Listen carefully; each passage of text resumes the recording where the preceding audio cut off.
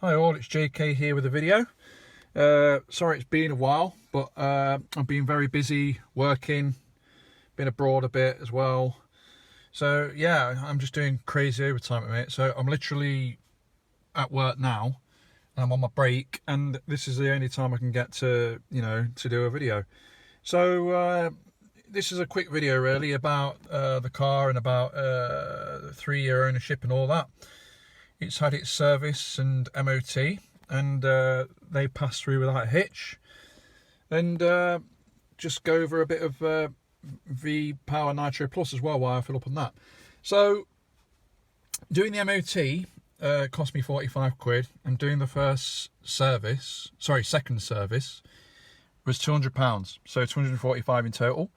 The car had done 3,600 miles since its last service, which was 3,000 miles, and this time I went with an Audi Specialist. And the reason I went with an Audi Specialist is because VW charged a ridiculous, well, they quoted a ridiculous quote. It was 460 quid for a service, even though I told them, yeah, but there's not much, I've not done any mileage on it. And they said, oh yeah, we'll see what we can do. And then I says, look, you're gonna have to do better than that, because I can take it to an Audi Specialist. I actually said to him, I can take it to an Audi Specialist and make it, a lot cheaper, so don't waste my time. And then he came back and said, oh, we'll do it for 400 quid on the nose. I was like, all right, yeah, we'll do it. So I booked it. No intention of actually going because it was a piss take. A friend of mine has a Skoda Octavia RS, and he said, look, I've got a guy that I use, he's an Audi Specialist, he's just started up, go to him. Pulled up to the garage, he's got an Audi R8 on the ramp, and he's got a Bentley on the ramp as well.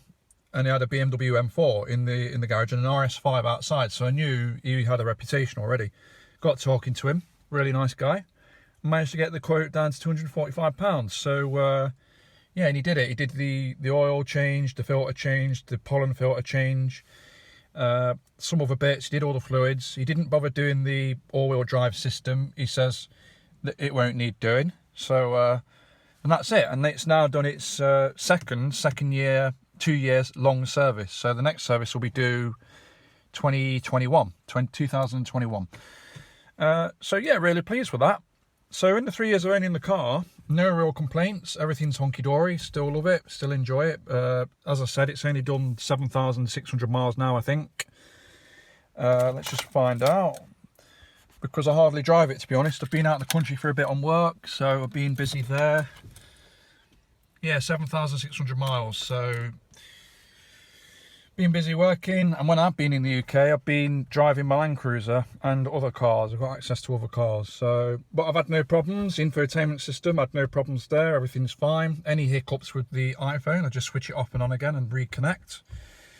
Dsg is working fine. It sailed through its MOT, no problem with brakes, no problem with tyre wear's fine on it. I can just quickly show you the tyres now, actually. If we just get out. I'll quickly show you that. And I haven't rotated the tyres yet, I've not had a chance.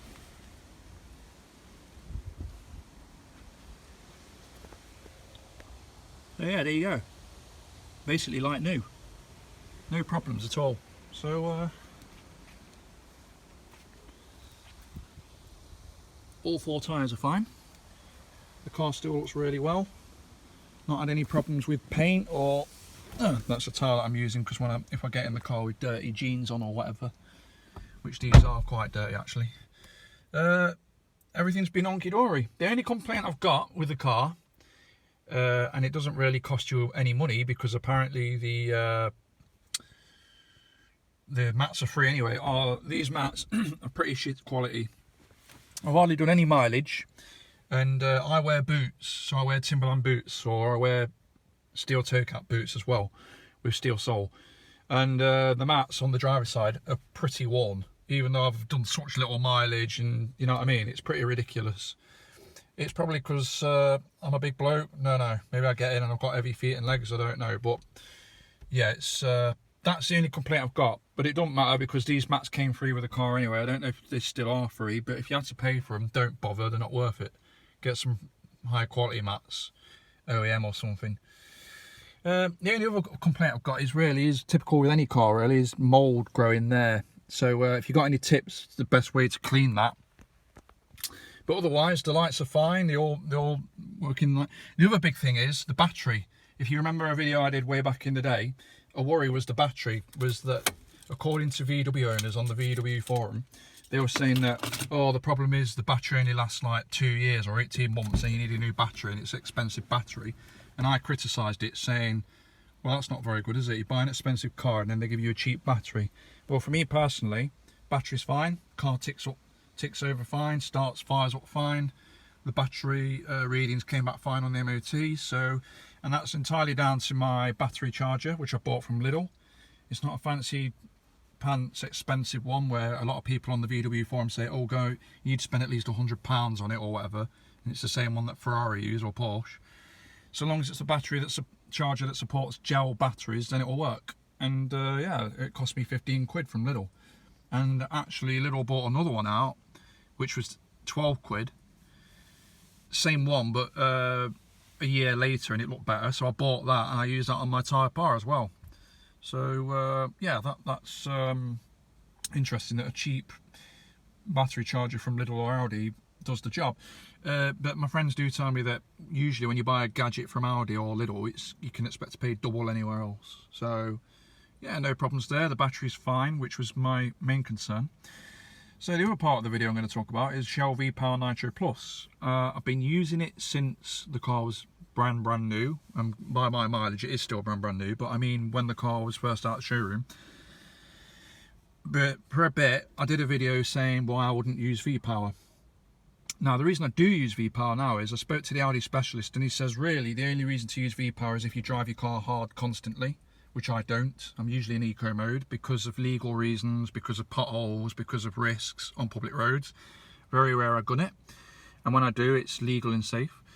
But the guy at the Audi specialist was saying if I were you, I'd put V-Power in anyway because it's a special car, but really if you're only doing it in eco mode, it'd be fine on supermarket fuel. So that's the thing.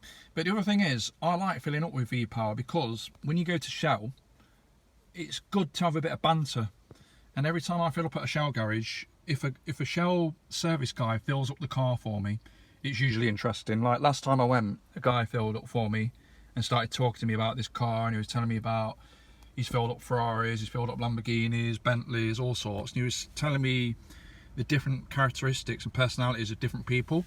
And that was interesting. He was saying Ferrari owners are aggressive, BMW owners are aggressive, Lamborghini owners are really friendly, they'll let you sit in the car, rev it, they'll take a picture of you in the car on your phone, blah blah blah.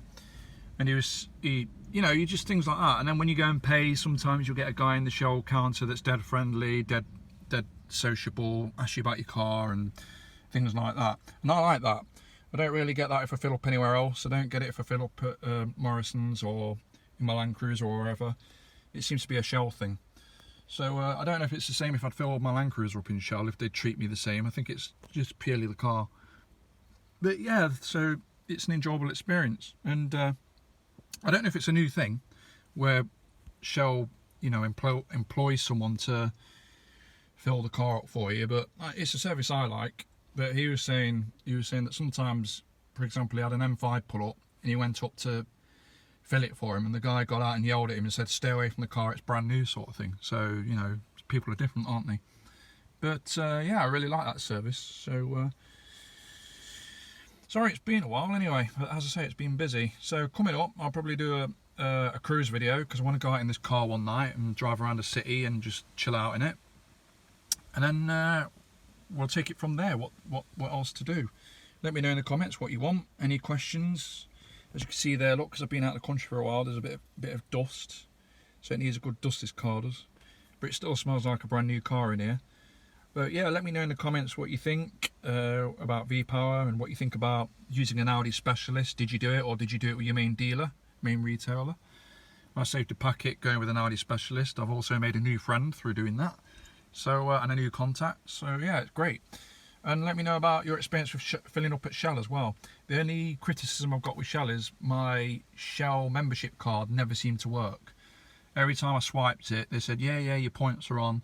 And then when I'd go online and check, there'd be no points on my account. So don't know what that was about.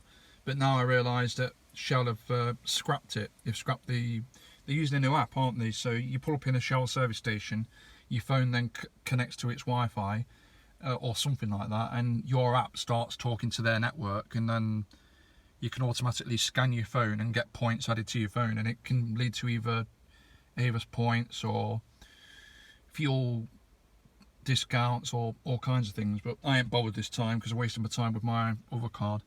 So yeah, let me know in the comments what you think, and we'll get back with another video, hopefully a cruise video. Cheers.